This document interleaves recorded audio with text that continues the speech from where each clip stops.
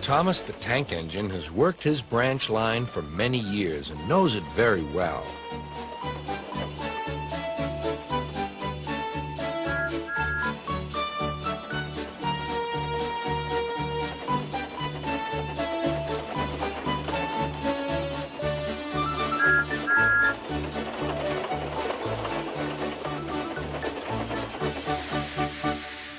You know just where to stop, Thomas, laughed his driver. You could almost manage it without me.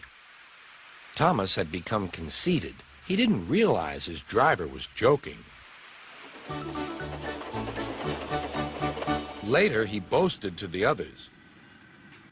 Driver says I don't need him now.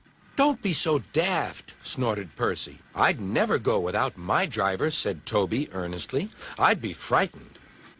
Huh. Boasted Thomas. I'm not scared.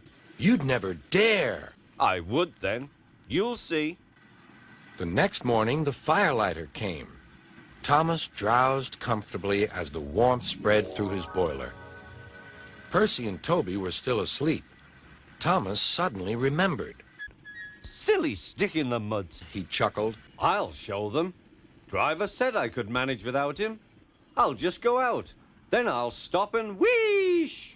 That'll make them jump. Thomas thought he was being clever, but really he was only moving because a careless cleaner had meddled with his controls. He soon found his mistake. He tried to wheesh, but he couldn't. He tried to stop, but he couldn't. He just kept rolling along. He didn't dare look at what was coming next. There was the station master's house. The station master was about to have breakfast. Horrors! Cried Thomas and shut his eyes. The house rocked, broken glass tinkled, plaster was everywhere. Thomas had collected a bush on his travels. He peered into the room through its leaves. He couldn't speak. The station master was furious. His wife picked up her plate. You miserable engine, she scolded. Just look what you've done to our breakfast. Now I shall have to cook some more. She banged the door. More plaster fell. This time it fell on Thomas. Thomas felt depressed. Workmen propped up the house with strong poles and laid rails through the garden. Then, the Scottish twin engines Donald and Douglas arrived.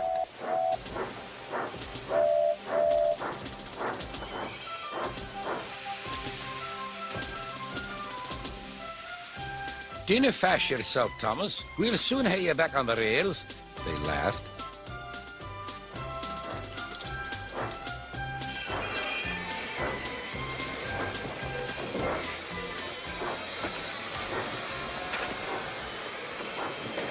Donald and Douglas, puffing hard, managed to haul Thomas back to safety. Bits of fencing, the bush, and a broken window frame festooned his front, which was badly twisted. The twins laughed and left him. Thomas was in disgrace. There was worse to come. You're in a lot of trouble, Thomas. I know, sir. I'm sorry, sir. Thomas's voice was muffled behind his bush.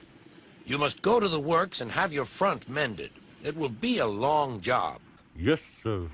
Meanwhile, a diesel rail car will do your work. The diesel, sir? Thomas spluttered. Yes, Thomas. Diesels always stay in their sheds till they are wanted. Diesels never gallivant off to breakfast in station masters' houses.